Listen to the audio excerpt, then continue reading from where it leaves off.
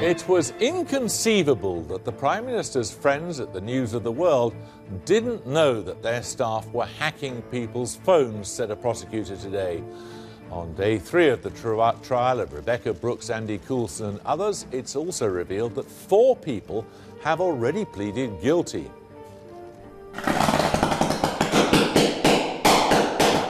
She can make chemistry fun, so does this teacher really need a piece of paper from a teacher training college? Labour's new shadow education secretary thinks she does. Why?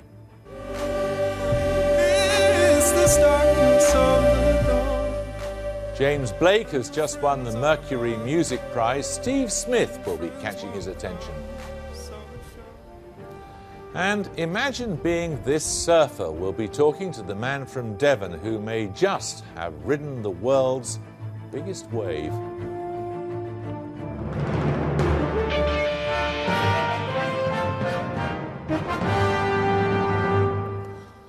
There was phone hacking.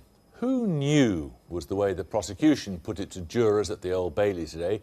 Resolving that question is the task of the court trying 8 men and women, including 2 former editors of the News of the World, one a pal of the Prime Minister, the other his one-time official spokesman. It's the most eagerly watched case in Britain, with potentially very serious implications for some very powerful people. Steve Hewlett, reformed journalist and now a professor of journalism, is covering it for us. His report contains flash photography. The News of the World is a Sunday newspaper. It wasn't War and Peace. It was not an enormous document. It was the size of something that, if you were editor, you could take an interest in what was going into it. It was with those words that Andrew Edis QC, prosecuting, left the jury at the end of day 1 of this historic trial. In a nod to the full range of counts, though, facing the 8 defendants, he'd earlier told the jury that although this was the phone hacking trial, it wasn't just the phone hacking trial. On conspiracy to commit misconduct in public office, which accounts for 4 of the 8 counts, he said, "We are dealing with people who sold stories, sometimes about private lives, sometimes relating to people who are famous, and sometimes about members of the royal family. Betraying the public trust for money by selling information which should be kept private." And on conspiracy to pervert the course of justice, there are 2 counts, which Edis described as hiding stuff so the police couldn't get it when the police wanted it. In fact, he went into some detail, accusing Rebecca Brooks and her then PA of removing notebooks from the News International archive, and Brooks and her husband Charlie, along with others, of moving material from their various homes in order to stop the police from finding it. It was, said Edis, quite a complex little operation, which was discovered by accident. Something, he said, he thought the jury would find quite memorable. But today did focus on phone hacking, and the key point Edis put to the jury was that even though an individual may not themselves have hacked phones, they could still be guilty of a crime if they conspired to see it done or knew about it and did nothing to stop it. And the 2 people he had in mind when he said that were this case's most high-profile defendants, Rebecca Brooks and Andy Coulson. And the question is, in the case of each of those who did not do it themselves, were they part of the conspiracy? If they controlled the newspapers, were they allowing it to happen? The fact that they did not stop it means you can infer they were parties to the conspiracy. But today's main revelation came in the form of the guilty pleas previously entered by 3 former News of the World journalists. Greg Miskew, Neville Thirlbeck and James Weatherup have all pleaded guilty to phone hacking, as has private investigator Glenn Mulcair in his case in the matter of murdered teenager Millie Dowler's mobile phone messages.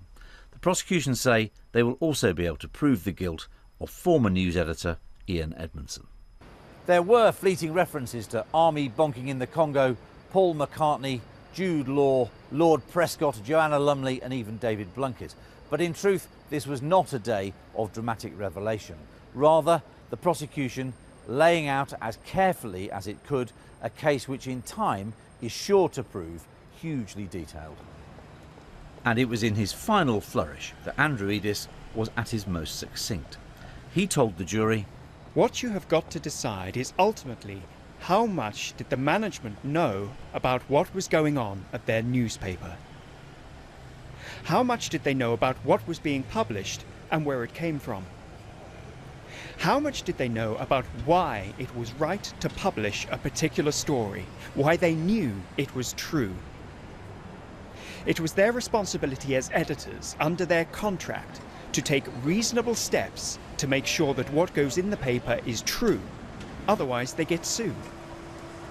The case continues tomorrow, when we'll get to hear most of the rest of the prosecution's opening statement. Their case proper, which follows, is reckoned by some to be quite likely to last until Christmas. And they all deny the charges, of course. Well, Steve is still here with some news on the future of press regulation. This was the last-ditch attempt by the newspapers, last-ditch judicial attempt. It was. It's quite a big day. The press attempted to get an injunction to prevent the cross-party royal charter from being sealed today. That injunction application failed this morning, or by lunchtime. Unexpectedly, those judges also ruled that the press was not entitled to bring a judicial review claim about the Privy Council's decision to dismiss their own proposed charter, and then towards the end of today the Privy Council sealed the cross-party charter. So we are now headed for what I think might politely be described as impasse. Meaning? Meaning that the charter doesn't set up a regulator, it only sets up a recognition body. A recognition body will, I dare say, at some point be established. Meanwhile, the press are setting up their own self-regulator, so-called IPSO, Independent Press Standards Organisation, which will come into existence, I think, come January, will begin to function and will steadfastly and quite deliberately not seek recognition from the charter recognition body, which will produce pressure on politicians to act, because the Leveson system, which puts in place a backstop to prevent the press from backsliding, doesn't exist without a recognition body to which the press submit themselves. And currently they're not willing to submit themselves. Not only that, they're not, and none of the national press, as far as I can see, are willing to submit themselves to that, although they're not all firmly in with IPSO yet. But my impression, talking to various people, is that attitudes are hardening. There's a Daily Mail editorial, and you may say, well, they would say this, wouldn't they? Tomorrow's editorial says, a judicial farce, a dark day for freedom. Foreigners visiting Britain yesterday were offered a fascinating insight into the workings of our so-called modern democracy. It then says, all that is certain is that yesterday's judicial farce, which many will be forgiven for thinking was an establishment stitch-up, has deeply worrying implications for free expression and democracy.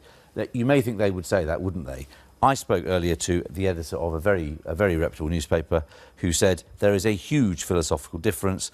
They say sign up or else, nobody will. So they are clearly on what might be described as a collision course, although this may take many, many, many months, if not years, actually to come to a head. Steve, thank you very much.